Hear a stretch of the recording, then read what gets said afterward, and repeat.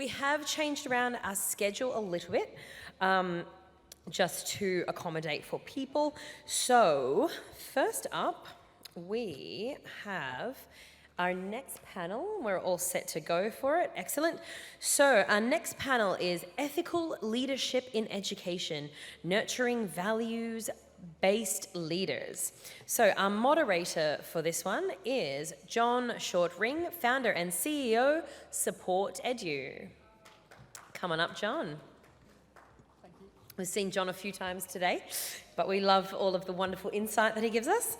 And next up, we're going to invite Dr. Fred Koo, Associate Dean of the Chinese University of Hong Kong Business School, and Jimmy Jane, Chief Inspection Officer at Square Sequel Consulting, Carlton McGee, Administrative Director, Eagle Academy PCS. Inspirational. And I have just been corrected. Jimmy Jane is the Chief Inspiration Officer. Very big difference from inspection. Thank you. Chief Inspiration. He is very inspirational, that's for sure. And Carlton McGee has just come up. And Matthew Schultz, Lead Educator, Human Society and its Environment, St. Philip's Christian College, Newcastle. And one more panelist, Deepa Kaur Pada, founder, Bergwijn Skills. Come on up, Deepa. Fantastic. Okay, now over to you, John. Good afternoon, everyone. I'd just like to start by saying thank you to the other panel and Emily Good-Perkins, who was due to deliver the keynote and who's very kindly moved the times. And actually, I do believe that we're starting probably about just 10 minutes before we were supposed to. So today's panel is Ethical Leadership, Nurturing Values-Based Leaders.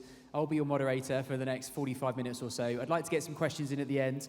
We've got a good range of expertise, of backgrounds, of styles, of experience on the panel today.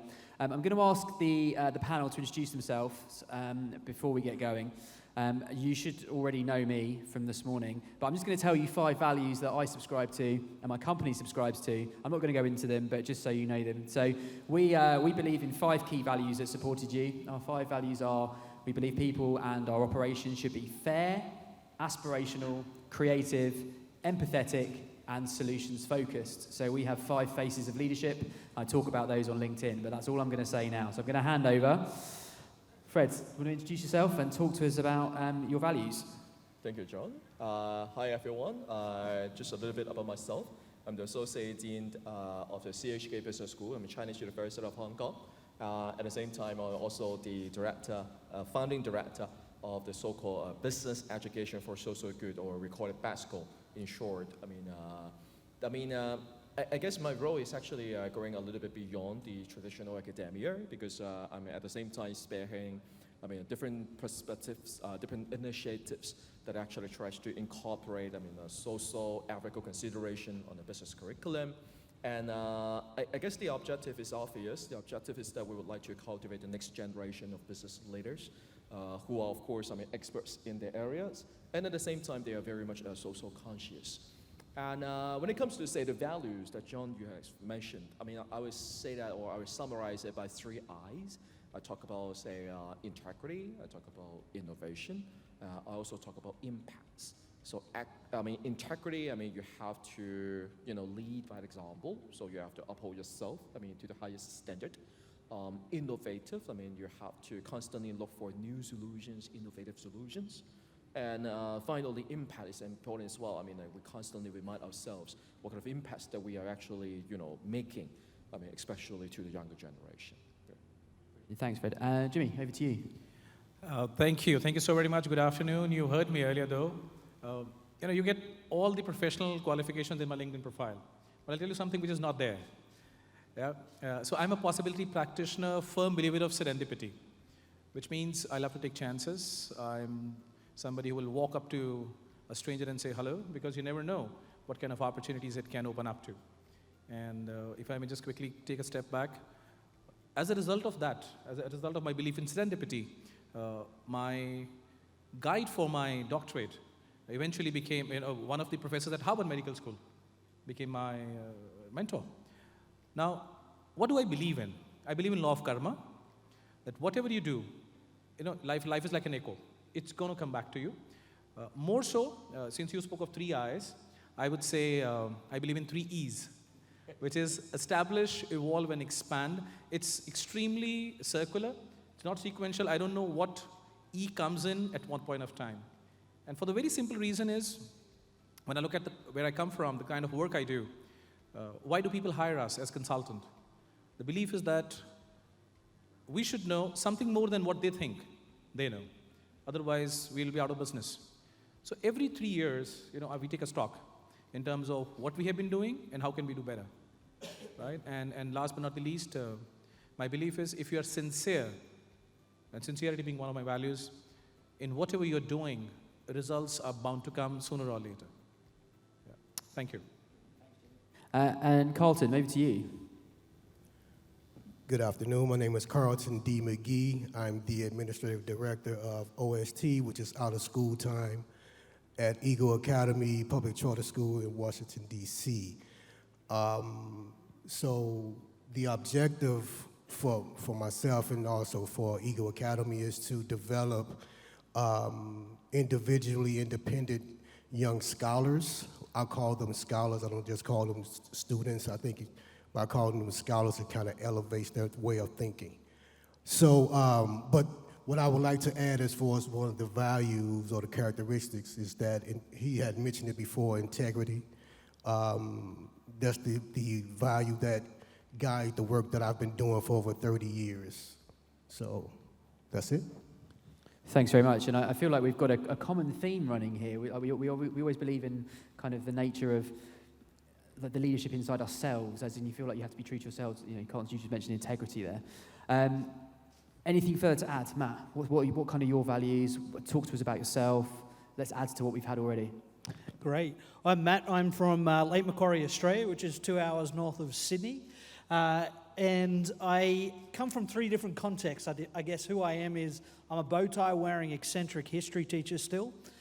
So in the classroom teaching ancient and modern history, but also in a middle level leader. So we've heard from a lot of executives and CEOs and principals. So I'm bringing a middle level leadership perspective within the school context, but also which will lead into one of my core values, is community. And I do a lot of work on boards and governance. I love governance and sitting on committees. So I sit on the board of the New South Wales HTA, the History Teachers Association, and also the Youth Impact Foundation, which runs the National Leadership Forum for our Prime Minister.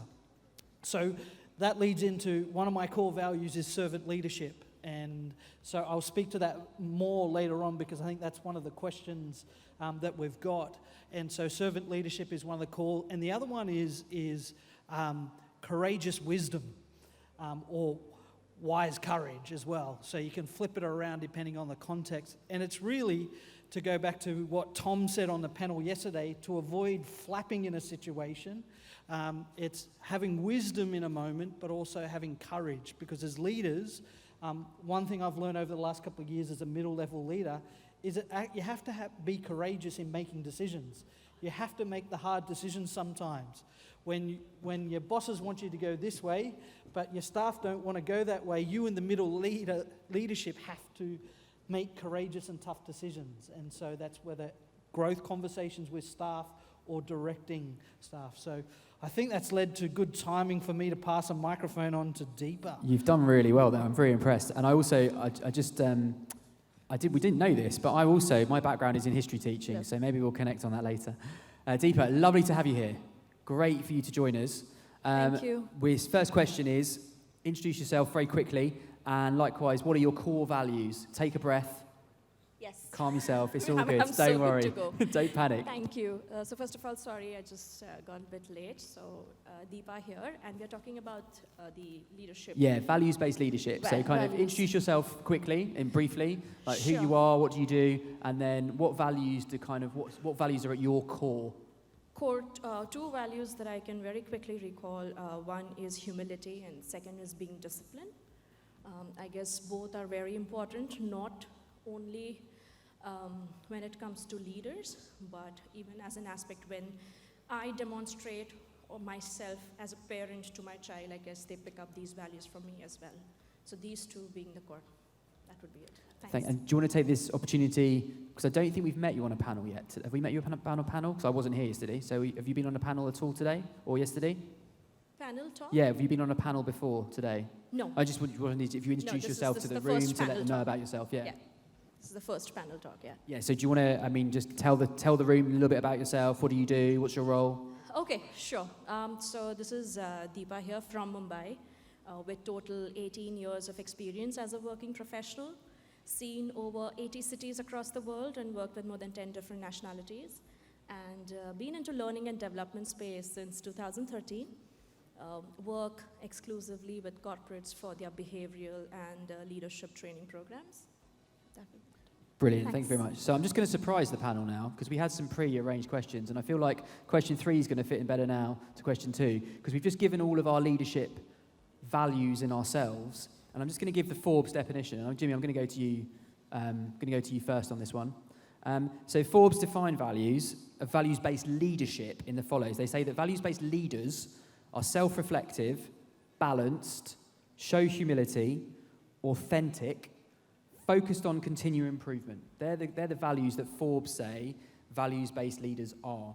Do you agree? And is there anything you would add? And that question will go to all the panels. I think that might just fit in best. And then we'll go to our question about the importance of values-based leadership afterwards. So Jimmy, let's go to you first. Yep. We're going to go down. So I was figuring out who's going to go first. Yeah, go for it. Well, if you say values, for an individual it becomes very personal, to say each his own. While whatever Forbes has mentioned is certainly making a lot of sense. But at the same time, it also talks about what kind of identity I wish to create, because values are nothing but your identity. Who you are, why you do what you do. Because always remember, when you interact with someone, you will not know what their values are, because values are not written on your forehead. But the way they act, the way they conduct, the way they behave, you'll be able to see. So what I call that as 3 Bs. When you meet an individual, and one of the easiest way to understand the values of the other individual could be, we'll look at what their behavior is, because that is how, their behavior, the root is coming from their beliefs. And at this point of time, technically speaking, beliefs and values are different, but I'm using them interchangeably. So your behavior will show up what you believe in, is the reason why people do business with you. And business does not necessarily mean a financial transaction. Business also means making a choice to spend 10 minutes of your life with them, having a cup of coffee. So to me, values are extremely important to ensure that there's a long-term success. Yep. So. Thank you very much, Carlton. Next to you, over to you.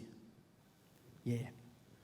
Could you repeat the values again? Yeah, so self-reflective, balanced, humility, authentic, focused on continual improvement. I believe all 4 of those, and again, I would like to add integrity to that, but I believe all 4 of those values at their core are things or attributes that one would need to be successful.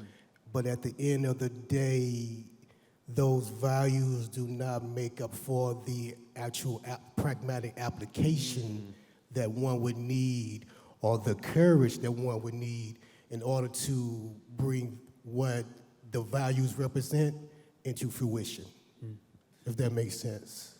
Yeah, I think that's a really important point there in terms of like the application of values in terms of what you're doing. Deepa, over to you. What about yourself? Do you think there's anything to add to that list of Forbes defined values? I'll go through them again. Self-reflective, balanced, humility, authentic, continual improvement. Sure. So like I said, while these are the qualities which are laid out by them, I'm sure there are leaders out there demonstrating other qualities as well. So let's just, in a way that I'm talking is embracing. And I absolutely reckon to what the earlier 2 speakers have mentioned. And it's all about the intention and the way you communicate these values in your day-to-day action that turns out as a behavior that matters. So, yeah. Brilliant, thank you. Matt, what about in terms of a middle leader in an Australian context? Yeah, well, the courageous wisdom is one I've added in over the last couple of years as a middle-level leader. You have these romantic ideas of what leadership are, and then when you get into it, sometimes it's hard, and you have to make hard decisions. And where I was the youngest in my faculty, and I got put into the position where I was then the youngest leading all these people that had helped me in my first 5 years as an early career teacher. And now I was having to tell them, hey, we need to correct and go this way. And so navigating that, it really helped me to hone this idea of courageous wisdom. And I think particularly for middle level leaders, for principals and lead heads of schools, if you can help your middle level leaders learn how to have courage and wisdom, I actually think that helps them to excel and to flourish in their roles. And how to do that, because I had a mentor once say, you've got to break fingers gently, because you have to break fingers sometimes. You have to have those growth conversations, but you can do it violently, but also too, you can do it in a way that's not.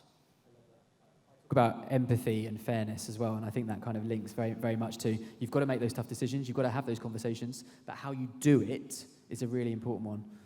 Last but by no means least on this question, Fred, over to you. I mean, I would say that it can be a long list. I mean, if you simply, read these kind of things, obviously 4 or 5 words would not be enough. But I want to echo what you have just mentioned. I would say that empathy is important. I'm actually pretty surprised, when I read the list and then I find out that empathy is actually not in the list explicitly. And I guess this is obvious. If you're trying to do something to help the others, the first thing that you have to do, of course, is to understand what is the situation that they're facing, right? What kind of challenges that they're facing. I go back what Jimmy has mentioned. When it comes to business, of course, financial transaction is, of course, important. Money is, of course, important. But as I've mentioned a little bit earlier during my self-introduction, I'm a kind of believer that, business can generate social values. And the question is, how can it be done, right? We talk about, the way to make difficult decisions, and I would say that empathy on this list is actually pretty important, because you have to understand the consumers, their pain point, so that you can actually do something. I think there's an interesting summary coming out of here that I'll talk about in a second, but I'm going to go to, Carlton, I'm going to go to you next to start this next question. And then the next question, let's see if we can do it kind of in a short, snappy way to get onto the examples. But why, and think about it in your sphere as well, but why do you think values-based leadership is so important in today's society? So maybe, 30 seconds to a minute on that one, and then we'll go to some practical examples as well. Over to you. Yeah, that's a great question. Why I think value-based leadership is important in today's society, not so much today's society, but just overall, just in general, is that being values-based allows one the opportunity to grow. And, excuse me, so it's that thing of, I don't teach. When people call me a teacher, I kind of cringe because I didn't go to school to teach. But I've been in education around 30-some-odd years. So what I tend to do is put myself in a position. So how I look at my approach is, learning is a reciprocal process. So if I'm teaching something or a child or even one of my staff members, I'm also looking to gain something back from that individual, so we both walk away with both learning something. So that's how I look at the approach in regards to growth. So being values-based is me going in and me approaching it with an opportunity that this is an opportunity for both of us to learn and for both of us or all of us as a staff or students to grow. So that's my approach in regards to being values-based.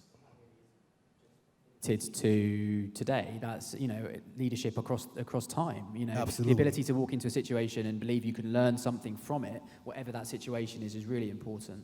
And if I can add one more thing, if I may, that over the last maybe several months since I've been in this new position as an administrative director, is that I've developed an attitude of being grateful. So what I mean by that is, not saying that I'm giving you a definition of what grateful is, but from my perspective is how things may look right now based on what we're doing in my schools may not look that way a month, 2 months, or 3 months from now. So I'm grateful for the opportunity to be able to change that. So my approach is just becoming more grateful as I continue to grow in the position and being able to work with the children in the places, in the neighborhoods, and around the staff that I currently work with. Brilliant. And I think that's a lovely sentiment as well, the kind of that gratitude and that gratefulness. Deep about it, what about yourself? Why do you think it's so important?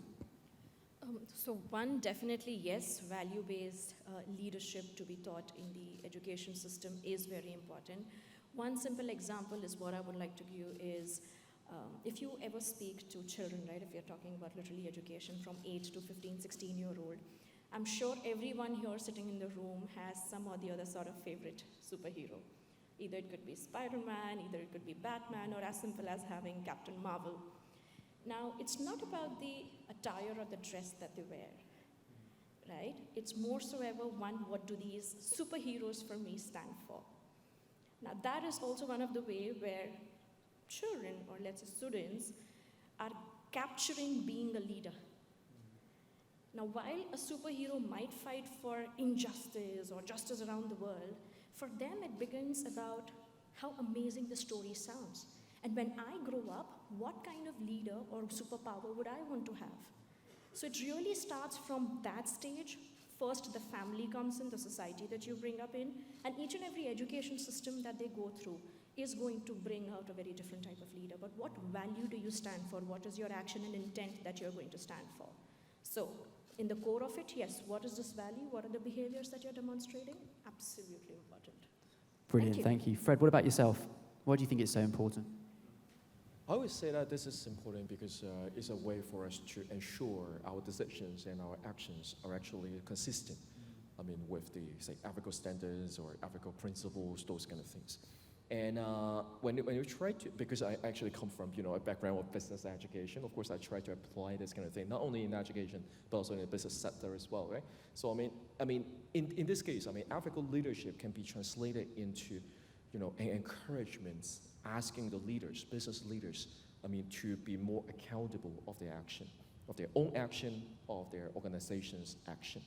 So in this relation, we can actually connect this, with a very famous statement that happens in 2019. I guess every one of us had heard of, say, the Business Roundtable in the US, which consists of basically all, CEOs, all the big names, say, Apple's, Google's, Facebook, whatever, right? So, in 2019, they actually make a declaration, and the name of the declaration is called the Statement of Purpose of a Corporation. So, of course, making money is important, but what they put down in the statement in 2019 was that, on top of making money, they have the responsibility to serve the greater community. So they define the stakeholders. So not only that the firms are actually working for the shareholders, the financiers, but they actually have, important stakeholders to serve as well. So should it be, say, their employees, there's their suppliers, the bigger community, so on and so forth.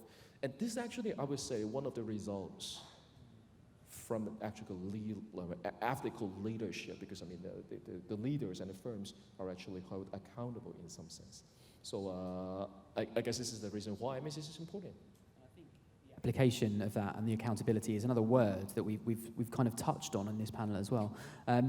Matt, and then Jimmy, to finish off this question, what's the importance for it for you in terms of leadership? Well, it's the pink flamingo of our leadership. It's our personality as individuals, but also as an organization. So values are what people feel when they walk into your classroom, what they walk into when you're having a coaching meeting, or if you're taking parents around the school as part of the enrollment process. It's the values that people connect with. And so values-based leadership is important for brand and reputation, but it's also important. We've heard a few panelists today talk about psychological safety. We're in the business of shaping hearts and minds, and values is the core. It's the heartbeat of everything we do. And it is a decision-making matrix. I know there's sometimes I sit at my desk and I go, okay, courageous wisdom. What does courageous wisdom look like right now in this next meeting? And so it becomes a mantra that you can then use. So for me, values-based leadership is not just this aspirational thing to draw me to the future, but it's actually a really pragmatic thing to help me in the oh crap moments. What do I do? So it can actually be quite operational as well. As in, it's not just kind of about a vision and a purpose. It's actually an operational thing, as in terms of helping you in your daily life and in terms of teaching and leading within a school community. Yeah, and it creates community and connection. So my kids in my history classroom know what to expect because of the values that we've established as a class. My staff know how to approach our work in the school, but also in the communities that charity boards that I sit on. It helps us to think about the future. Our values help us to make decisions about things that are uncertain and volatile and out there. That helps us to align vision with values. Brilliant, thank you. Jimmy, final word on this question. Why is it so important to you? Oh, well, I have a very radical view on this. Because, values are very fragile when you treat them with care. Because there's a very thin line which differentiates values and convenience. Now, why do I say that? Because especially when you're talking about shaping the hearts and the minds of young children or maybe people around you, are you walking the talk? I think that's the key. You expect your child to study books and you are browsing on maybe a mobile phone. How do you expect them to read books, right? So that's very critical. Now, two, when a lot of people say these are my values, but do they really live up to it? And as I said, a radical example of, please allow me to share this, contract killing. It's an interesting one to raise in an educational discussion. When you say contract killing, there is no LOI, there is no agreement. It's just purely based on the word that this is what needs to be executed. I don't know how educated those people from the underworld are. But for sure, I know they live their value because stakes are high. Stakes are high. Because if they are not able to execute what they are committing, they're gone. Now, bring this to our real world, our world, so to say. There are so many times we say that I'm going to do this, but the question is how many times you actually end up doing it.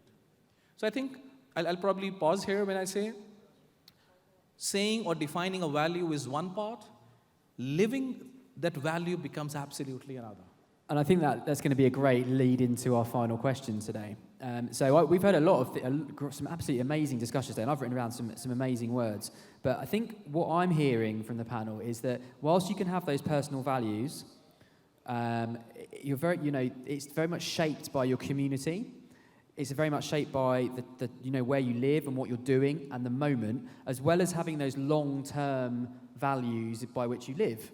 And I've never had an example such as the one that Jimmy's just given. So the final question that we have today is kind of that practical example. And we've got 5 different people on the panel here, all coming from different backgrounds, all coming from different school systems, or we'll talk to you about different things. But I'm just going to ask them to share an example of values-based leadership in action. Okay, so I'm going to go to Matt, who's the next one down on my line. Kick us off, please. Great. Well, I've got 2 examples. I talked about before in my introduction of who I am, the classroom context and the community context. So I'm going to skip the middle-level leadership. The first one was the classroom. I'm one of the brave souls in the state of New South Wales that teaches the Arab-Israeli conflict. Because you walk into the classroom and immediately somebody's got an opinion. And they're either pro-Israel or pro-Palestine. And so straight away in my classroom, there's conflict amongst students. And so we use that as a way to shape and reflect their own values, but also to develop tolerance and so using the classroom with tough discussions and teaching young people how to have tough discussions and to work and respect people that have a differing opinion and learn from that. So there's one in the classroom that I like and get excited about doing.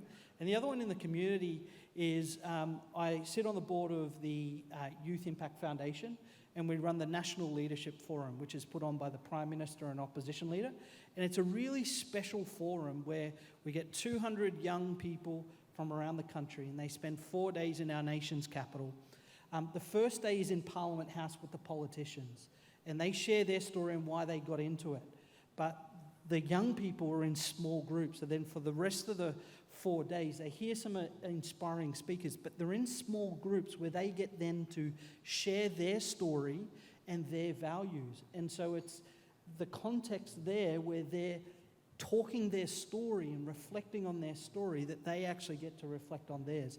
In my group in 2012, I had this guy. He's now the CEO of the organization and runs it. So I've got the evidence that it works because he's now running this forum and has massive impact in our nation. That's amazing. That takes us back to the first panel. We were talking about knowing your impact. And as a historian, I think it's a great place to have those safe conversations, psychological safety, being able to debate that in terms of a values-based atmosphere. Colin, what about yourself? What do you think? Give me a practical example of what you do and how you use values-based leadership. Yeah, I have one example, but before I say that, this is amazing that everyone up here, we're from different areas. I'm from the United States, and we all have a sense of purpose. I think that's a beautiful thing. So the one way that I try to impact the community where one of my schools are is that it's a community-based school. So when I took the position, one of my goals was to employ the parents of the children who attend the school. And so we've been able to do that. I think we have maybe up to 4 parents who are employed by our school whose children attend both of our schools. And the reason being behind that is that since we are a community-based school, is that that community will not thrive if those parents aren't working. And that community, that child, or those children will not thrive in the school if the parents aren't not just working, but they are a intricate part of their education. So that's one way. There's many others, but that's the example that sticks out, that we've been able to employ some of the parents whose children attend the school that's in the neighborhood where they live at. So in essence, you're inculcating the values within the community as well, so spreading those values wider. I think it's a great example. Absolutely. Yeah. Deepa, what about yourself? What about an example of values-based leadership in terms of what you do? Being in the world of learning and development space, sometimes organizations come up with the challenge that while we have our company values set, and while the definition of those values might change, right, as per the company, the biggest challenge is how do we get our leaders act as per our organizational values, because till the time that does not fuse, a leader is not actually standing up to the company. So most of the time, the entire, the workshop or the simulation is behind that. Even a leader who may have around 25, 30 years of experience undergo a workshop or a program that how might you end up living your organizational values, and that is the success rate is when my own personal values also matches with that, or else you definitely don't fit into the system then. So, and I think that's a really important thing, as in these values can't just be words on the wall. We've spoken about living those values and really kind of inculcating them. That you've got to be able to kind of show how you're doing it as well. Like, how do you measure that? Jimmy, what about yourself? What's your example? To me, it all boils down to chance and choice. It's a choice on everyday basis. There is no one example I can speak about, but I'll sum it up with one line. This is something which I have defined for myself. You can coach me. And I have borrowed some word from Sanskrit here. What it means is, what I do is my dharma. Dharma means your duty, your responsibility. What others do is their karma. I mean, I can't walk up to people and say, hey, why is this your value? Why not this is your value? But I can take care of my own values, my own actions. So that's what I do. And with a hope, wish, and pray, it'll impact somebody. I think that's a really interesting one, because I talk a lot about, in my training, the circle of control, and what can you control and what can't you control. And actually then, because you're living your own values, then that's really important, and then you've got control of that in yourself. Final example, over to you. Fred, let's go. Well, I mean, speaking of the natural values-based leadership, well, I would say that I guess this is the same for many of us. I mean, we got dual roles. I mean, on one hand, of course, we are the educators. So we are in the classroom, we are teaching students, we are nurturing the younger generation. On the other hand, we are also educational leaders. So in my case, for instance, I'm leading a small office of around 20 people. I mean, trying to serve the undergraduate students. So when it comes to this particular way, I mean, I would say that there are 2 aspects, I mean, according to these dual roles. I mean, on one hand, I mean, as an educator, of course, the question that I'm facing here is that how can I nurture this kind of value-based leaders in the future? So what we have been doing here in my business school is that we would like to use the hands-on approach. So instead of just having lectures, I mean, talking about that, I mean, define this, define that, I mean, this is a list, memorize that. Instead of doing things like this, we try to organize whatever kind of activities, I mean, for students to have the opportunities to interact with really the people out there. I mean, get to understand what is actually happening in the community. And by understanding all this, by interacting with the social leaders, then they are able to do something. They will actually understand what is going on, and then one step further, they will know what to do. I mean, this is the educator side. I mean, another way, I mean, another side, of course, is, again, the leader in the office. The question is, how can we lead a team, even if it's a small team, I mean, to add, I mean, according to the value. I mean, this is really a challenge, I would say. I mean, in particular, I mean, the colleagues in my office is actually pretty young. I mean, Gen Z, something like that. I mean, so, well, I mean, what we have been doing here is that on one hand, I mean, with the top management, we constantly have formal meetings, informal coffee chat, I mean, to reflect on the things that we have been doing. Is there any things that we can actually do better? I mean, for our students and also for our colleagues. And at the same time, I also remind our colleagues that, I mean, what kind of things that we're doing? I mean, the 3 I's, one of the I's are actually impacts, right? I constantly remind my colleagues, I mean, what we are doing here could actually be a life-transforming experience for the younger generation. I mean, if you do it in one way, if you do it in another way, it may actually end up with something totally different. So we have to be very conscious. We have to be very devoted. And I mean, actually, some of us also mentioned, I mean, lead by example. I guess it was just important. I mean, whether you're living up to the words that you're saying. So I would say that, I mean, these two aspects are actually the main things, the main lessons that I have, I mean, when it comes to this particular question. Brilliant, thanks very much. Well, that is, we've got some time left for some questions from the floor. If there are any questions, I'd love for you to tell us what your main value is as a leader or as an educationalist if you come and ask us a question. So are there any questions for the panel? And if so, please step up to the microphone. If you can come over to the microphone, that would be great. Hi. Again, I'm a transformative leader. So I like to always encourage education and using technology in education. So in my line for higher education, we're always encouraging our people to use ed tech tools to enhance the learning experience. So it's all about transformation and being there for them.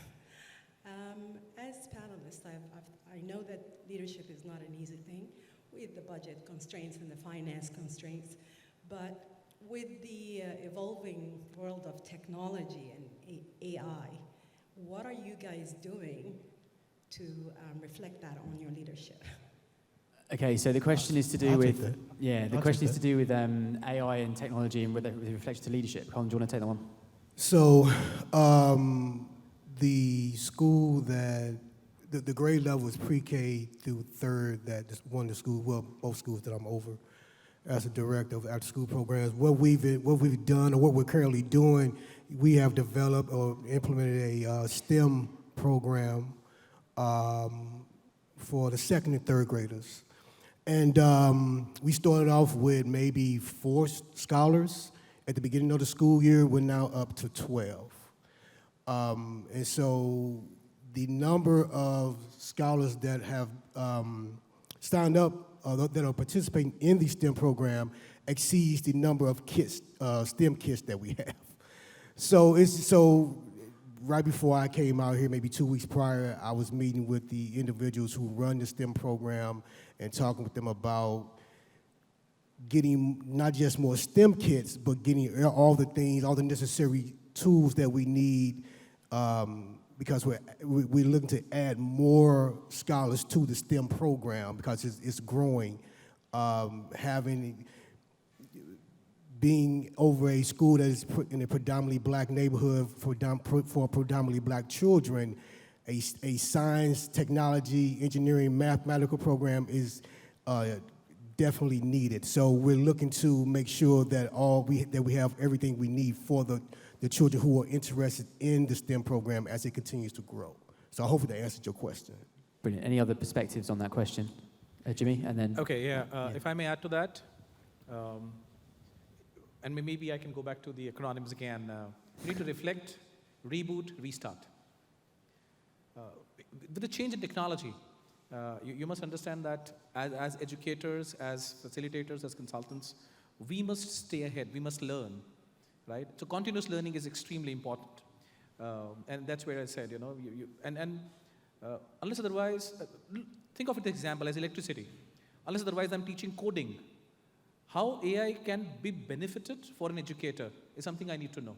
I don't know how electricity is made, but I know how to use it.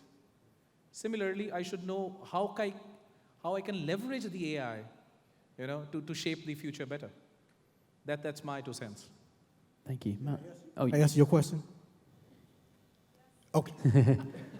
Matt, would you I wanna- just do you wanted to be wanna- sure. yeah. Because I'm looking at the time, I took up a lot of time. So I want to make sure I answered your question. I think Matt, from final a words. middle level, Yeah, go for it. in a very innovative school, so my boss has given us a lot of freedom. So with me and my team, it's let's jump in and let's work it out. And so technology is just a tool. For some of my students, a pen is an innovative piece of technology because they've not used it. And so teaching them how to brainstorm is a new innovative tool for them. And so it's about a mindset and a culture that I try and set with my staff. Let's have a go, let's reflect, because we might have mistakes and it might not work, but particularly in HISI, it's about what makes us human. And so is this tool taking away from what makes us human? Well, then we need to work out what's the humanity in it and bring it back in. Brilliant. I'm afraid there's a big red screen that says time's up in front of me. I just wanted to say thank you to all the panel. It's absolutely enlightening for me. And I think that there's, I'm just going to very quickly sum up. There are 2 key things for me that's come out of this, is that there are some similarities in values between us, but there are also some differences.